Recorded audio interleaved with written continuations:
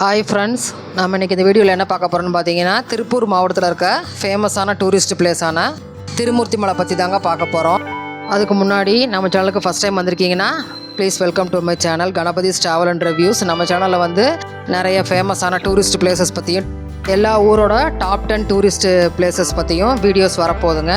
Already 2 video வந்து சேனலில் இருக்குது. பார்க்காதவங்க உங்கள் ஃப்ரீ டயத்தில் பார்த்துக்கோங்க. சரி வாங்க நாம் இப்போ இந்த வீடியோக்குள்ளே போகலாம். இந்த திருமூர்த்தி மலை மேற்கு தொடர்ச்சி மலைகளில் ஆனைமலை அடிவாரத்தில் அமைஞ்சிருக்குங்க. கோயம்புத்தூர்லேருந்து 81 கிலோமீட்டர் டிஸ்டன்ஸ்லையும் உடுமலைப்பேட்டையிலேருந்து 20 கிலோமீட்டர் டிஸ்டன்ஸ்லையும் இந்த திருமூர்த்தி மலை இருக்குங்க. உடுமலைப்பேட்டையிலேருந்து இந்த திருமூர்த்தி மலை வர்றதுக்கு நிறைய பஸ்ஸஸ் கூட அவைலபிளாக இருக்குங்க. இங்கே சுற்றி இருக்கிற எல்லா கிராமங்கள்லேயும் ஊர்கள்லேயும் எந்த கோவிலில் கும்பாபிஷேகம் நடந்தாலும் இந்த திருமூர்த்தி மலைக்கு வந்து சுவாமியை வணங்கிட்டு அங்கே இருக்கிற தீர்த்தம் எடுத்துகிட்டு போய் தாங்க கும்பாபிஷேகத்துக்கு யூஸ் பண்ணுவாங்க. அந்த மாதிரி ஒரு சிறப்பான இடம் தாங்க இந்த திருமூர்த்தி மலை. மேலும் வந்து ஆடி அமாவாசை, தை அமாவாசை அந்த மாதிரி சமயத்துலலாம் பார்த்திங்கன்னா ரேக்லா ரேஸ் நடக்கும். அதுக்கு தான் பாருங்கள் அந்த மாதிரி வண்டிகள்லாம் வருது பார்த்திங்களா. குதிரை வண்டி, மாட்டு வண்டிலாம் இருக்கும். முதல் நாளே அவங்கெல்லாம் வண்டி கட்டிட்டு வந்துடுவாங்க. வந்து இங்கே தங்கி மறுநாள் வந்து சாமியை வணங்கிட்டு இது மாதிரி ரேஸ் மாதிரி நடத்தி ஒரு நன்றி தெரிவிக்கிற விதமாக தாங்க இந்த மாதிரிலாம் ஒன்று பண்ணுறாங்க. இந்த திருமூர்த்தி மலை வர்ற வழி பார்த்திங்கன்னா 2 பக்கமும் தென்னை மரங்களும், அப்படி பார்த்திங்கன்னா அந்த மேற்கு தொடர்ச்சி மலையோட அழகு இதெல்லாம் நம்ம பார்த்து இயற்கையை ரசிச்சுட்டே வர்ற மாதிரி தாங்க அந்த ரூட்டு கூட அமைஞ்சிருக்குங்க. அதையும் நம்ம பார்த்து ரசிச்சுட்டே வரலாங்க. இந்த திருமூர்த்தி மலையில் திருமூர்த்தி அணை, அமனலிங்கேஸ்வரர் திருக்கோவில் மற்றும் பஞ்சலிங்க அருவி அப்படின்னு 3 முக்கியமான டூரிஸ்ட் பிளேசஸ் இருக்குங்க. 3மே ரொம்ப ஃபேமஸானது. ஒவ்வொன்றா பார்க்கலாம். ஃபஸ்ட்டு வர்றது என்னென்னு பார்த்தீங்கன்னா திருமூர்த்தி அணை தாங்க. இது 1967 பாலாற்றின் குறுக்கே கட்டப்பட்ட அணைங்க. முதல்ல பாசன வசதிக்காகவும் குடிநீர் தேவைக்காகவும் கட்டப்பட்ட இந்த அணை வந்து அப்புறமா 2000வது வருஷத்தில் பார்த்திங்கன்னா அந்த தண்ணியும் வேஸ்ட் பண்ணாமல் அனல் மின் நிலையம், அதாவது மின்சாரம் எடுக்கவும் இந்த அணை நீரை யூஸ் பண்ணுறாங்க. இந்த அணைக்கு வாட்டர் சோர்ஸ் எங்கேருந்து வருதுன்னு பார்த்தீங்கன்னா பாலாற்றிலிருந்து பஞ்சலிங்க அருவி வழியாக வர்ற தண்ணி, அப்புறம் பரம்பிக்குளத்துலேருந்து காண்டூர் கால்வாய் வழியாக வந்து சேர்ற தண்ணிங்க. இந்த டேம் தண்ணியை தாங்க உங்களுக்கு உடுமலைப்பேட்டை, குடிமங்கலம், பூலாங்கணறு, மடத்துக்குளம் இந்த ஊர் மக்களுக்கெல்லாம் குடிநீர் ஆதாரமாகவும் இருக்குங்க. இந்த டேமு இந்த இடத்தையும் வந்து நீங்கள் நிறைய படங்களில் பார்க்கலாம். நிறைய படத்தோட ஷூட்டிங் காட்சிகளும் இந்த இடத்துல நடந்திருக்குங்க. தமிழ் மொழி மட்டும் இல்லைங்க, மலையாளம், கன்னடம், தெலுங்கு அந்த மொழி படங்கள்லையும் வர சில படங்களில் வர சில காட்சிகள் இங்கே எடுக்கப்பட்டிருக்குங்க. அது மாதிரி ஒரு முக்கியமான இடம் தாங்க இந்த திருமூர்த்தி மலை. இது எந்த இடம்னு பார்த்தீங்கன்னா படகுத்துறைங்க. அங்கே படகுத்துறை ஒன்றும் செயல்படுதுங்க. நிறைய தண்ணி இருக்கிறப்போ வந்து படகு சவாரியும் கூட்டிகிட்டு போவாங்க. கொஞ்சம் மெயின்டெனன்ஸ் தான் கொஞ்சம் புவராக இருக்குது. மற்றபடி அதுவும் கூட ஒரு நல்ல பிளேஸ் தாங்க. அடுத்து பார்க்க போகிற இடம் அமனலிங்கேஸ்வரர் திருக்கோவில். இந்த பேரிகார்டு எதுக்கு வச்சுருக்காங்கன்னு பார்த்தீங்கன்னா ஆடி அமாவாசை, தை அமாவாசை அந்த சமயத்துலலாம் நிறைய மக்கள் வந்து இந்த கோவிலுக்கு வந்து வழிபடுறத வழக்கமாக வச்சுருக்காங்க. அது நிறைய கூட்டத்தை கண்ட்ரோல் பண்ணுறதுக்காக தான் வந்து இந்த மாதிரி ஒரு 2 கிலோமீட்டர் முன்னாடி இதை வச்சு தடுத்துருவாங்க. வண்டிகள்லாம் போகாது, நடந்து மட்டும்தான் கோவிலுக்குள்ளே போக முடியும். போகிற வழியிலலாம் பார்த்திங்கன்னா இந்த திருவிழாக்கெலாம் போடுவாங்களே அது மாதிரி நிறைய கடைகள் எல்லாமே வந்து இருக்குங்க. எதுக்காக இப்படி வந்து கூட்டமாக வந்து வழிபடுறாங்க அப்படி இந்த கோவில் அப்படிங்கிறத கோவிலுக்குள்ளே போயிட்டு சொல்கிறாங்க. இங்கே சுற்றி ஓடுற தண்ணியில் குளிச்சுட்டு தர்ப்பணம் கொடுத்துட்டு சுவாமியை பார்க்குறது மக்கள் வந்து ரொம்ப விசேஷமாக செய்வாங்க.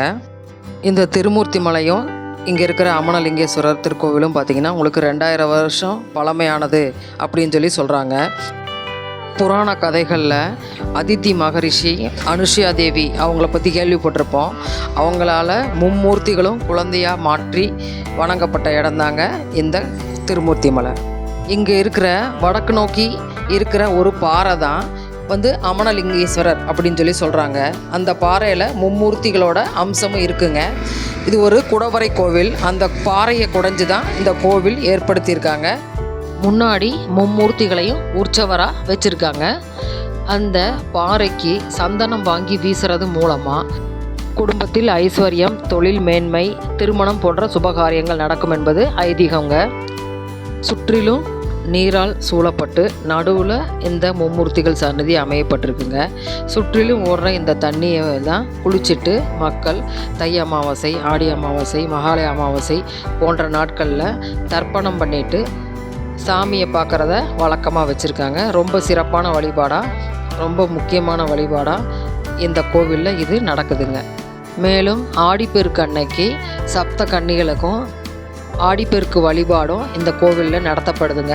சப்த கன்னிகள் தான் இங்கே குழந்தைகளாக இருந்த மும்மூர்த்திகளை மேலே விழுக இருந்த பாறையை தடுத்து நிறுத்தி காப்பாற்றினாங்களாமா. அந்த பாறையிலேயே மும்மூர்த்திகளும் ஐக்கியமாகிட்டதாகவும் அந்த பாறை தான் அமனலிங்கேஸ்வரர் என்றும் நம்பப்படுதுங்க. இதுதாங்க அந்த சப்த கன்னிகளோட சந்நிதி. பாருங்கள், சப்த கன்னிகளுக்கு பூஜை பண்ணால் குரங்காரர்கள்லாம் பாருங்கள் வரிசையாக உட்காந்து அவங்க பூஜை பண்ண எடுத்து எல்லாத்தையும் சாப்பிட்றாங்க. பாருங்கள், சுற்றி இந்த கோவிலோட அமைப்பை பாருங்கள். எல்லாமே பாறை தாங்க, உருண்டு வந்த பாறை தான் எல்லாமே கோவில் அமைப்பு. இங்கே சப்த கன்னிகள் மட்டும் இல்லைங்க, விநாயகர் முருகருக்கும் தனித்தனி சன்னதிகள் இருக்குது. அதுபோல் நவகிரகத்துக்கும் ஒரு சன்னதி அமைச்சிருக்காங்க. இந்த கோவிலுக்கு வர்றவங்க வாங்கிறதுக்காக பூஜை பொருட்கள் அதுக்குண்டான கடைகள் இருக்குங்க. ஒரு 3-4 கடை இருக்குங்க. அது மாதிரி வந்து தேவஸ்தான சார்பாக லட்டு, முறுக்கு, அதிரசம் இதெல்லாம் வந்து ஃப்ரெஷ்ஷாக போட்டு தரதுக்கும் ஒரு கடை வந்து வச்சுருக்காங்க. ரொம்ப தரமாக சுத்தமாக செய்கிறாங்க. நல்லா இருக்குங்க அந்த கடையில். கோவிலுக்குள்ளேயே இந்த கடைகள்லாம் இருக்குங்க. அது மாதிரி இந்த கோவிலுக்கு வர்றவங்க முடிகாணிக்க கொடுக்குற இடம் தாங்க இது. இதுக்கு பக்கத்தில் வலது பக்கம் ஒரு வழி போகுது பார்த்திங்களா, இந்த வழியாக போய் தாங்க மேலே அடுத்து நம்ம பார்க்க போகிறது பஞ்சலிங்க அருவி. அதை பற்றி தாங்க அடுத்து பார்க்க போகிறோம். இந்த பஞ்சலிங்க அருவிக்கு போகிறதுக்கு ஒரு 3 கிலோமீட்டர் மலை ஏறி மேலே ஏறி போகிற மாதிரி இருக்குங்க. இந்த பஞ்சலிங்க அருவியில் வர்ற தண்ணி ஒருவித மூலிகை கலந்த வாசனையோடு வர்றதுனால குளிர்ச்சியாகவும் இருக்கிறதுனால எப்பயுமே இந்த அருவியில் குளிக்கிறதுக்காகவே நிறைய சுற்றுலா பயணிகள் வருவாங்க.